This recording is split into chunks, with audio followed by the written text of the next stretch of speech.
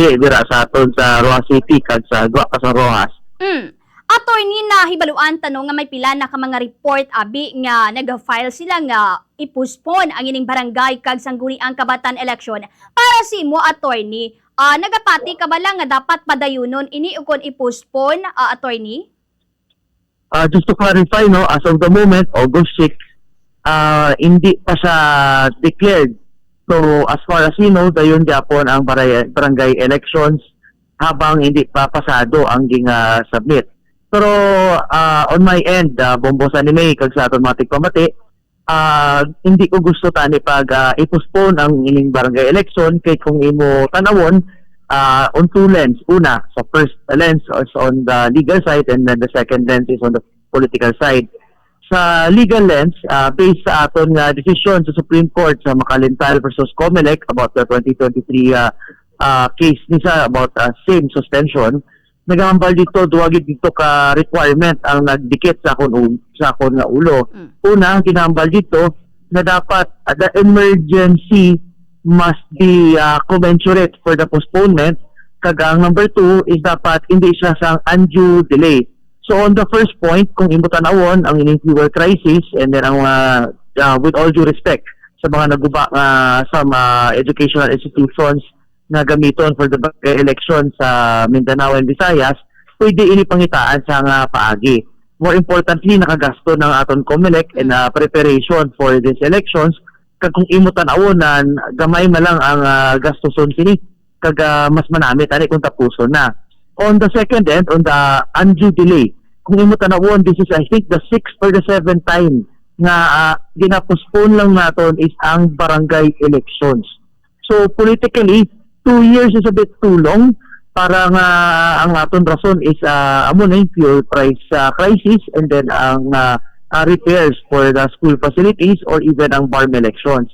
So ang akong tan-awon dapat dayon ni kay hindi man siya amo nakadakogid nga problema na makapasa on the legal lens. Now on the political lens, kung mo tanawon, 2 years is also medyo problematic for the barangay kay siyempre amo ng first unit nga nagapamati kag naga-action sa problema sa aton katawhan. It shouldn't always be the decision sa mga nagapungko sa subong ang kagustuhan sang tawo nga makapili isang bag-o nga lideres kag mga manug serbisyo sa ila.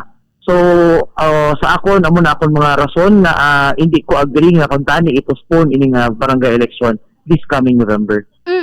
May mga barangay officials, attorney, no, nga dugay na nga naka-extend ang termino bangod gani sa mga nagligad to nga postponement.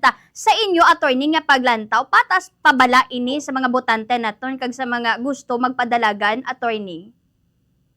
Ako to be honest, I always want ang decision sang tawo ang masunod.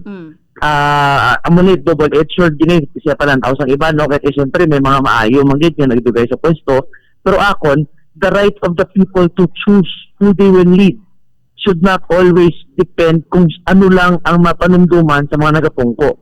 So ako, kapati ko na kung kagustuhan ng isang tao na mag-eleksyon para mabalaan kag mag-perform sa maayo mga currently nga nagapungko, dapat sundod na sila, which is the ining barangay elections dapat.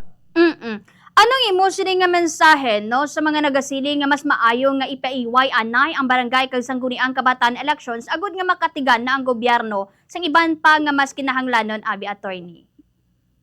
Akong tan-aw abi bombosa ni 19 billion is a very small amount for something that the COMELEC has already prepared for. Ang aton mga gusto magpapahili, ginag-prepare naman na sila panigurado, kag more importantly hindi siya mo nakadako nga budget kitang masave yung government. Pero ang effect kung ito yung election is that people will perform more. Ining mga nagapapili, ma-force sila nga ayuho nila performance. Kaya siyempre may pressure for the coming next barangay election for the next cycle. So amo na, I respect your opinion, but this is also my opinion. Kung madayon ang eleksyon, attorney, may ara ka mo balas sang layi, abi, sa pagpasiguro nga mangin malinong, matinlo, kag patas ang ining barangay kag sangguniang kabatan eleksyon naton, attorney? Well, the existing law already has that, and in spite of that, COMELEC is also given the power to exercise kung sinong inakanandan nga as pangayuan support like the police or in some areas sa Mindanao ang AFP for them to ensure that peaceful lang elections kag kag tama ang pag-ubra. Bilang anay kongresista, no, kag abogado, attorney, anong inyo sining nga rekomendasyon sa Kongreso kag sa ton sining nga Commission on Election agud nga malikawan ang padayon nga pagpaiway sa nga ton sining nga barangay kag sangguniang kabataan election sa mga palabuton naman, attorney?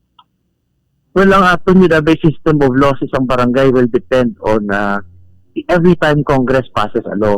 Ang ako na kuntani is we put stability, especially on the cycle, but more importantly, ang choice sa aton katawhan nga makapili gid sila sa tama nga leader kag pag nakapili sila sa tama nga leader, those leaders must perform within the time frame. So hopefully mas maging stable ang time frame naton for barangay election.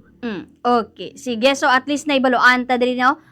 Attorney. Before we end siguro, attorney, may lang kita, no, request in Tagalog. One question only. Attorney, balikan na nga ton sinin na unaman nga pamangkot si imo. Naniniwala ka ba, attorney, na dapat ay i-postpone ito nga barangay at sangguniang kabataan elections ngayong 2026, attorney? Hindi po ako naniniwala na kailangan i-postpone based on two lenses. On the legal lens, it might not comply with the Supreme Court decision on Macalintal versus Comelec, especially on the urgency of postponement and undue delay for the elections. But on the political side, the people's right to choose their leaders to perform well during the time frame given to them. Okay. Sige. With this time and information nga ginhatag mo sa karon diri sa atong sini nga pagpangalagad sa subong nga hapon, former one-tahanan party list representative attorney Nathaniel Nat Odocado. Attorney, madamo gid nga salamat sa imo. Madamo gid nga salamat Bombo Saningay kag sa Bombo Radio Network nationwide. Mayong hapon sa atong tanan. Okay. Nabatian mga kabombo si former one-tahanan party list representative attorney Nathaniel Nat Odocado, no, sa sining natuhoy sa atong sining barangay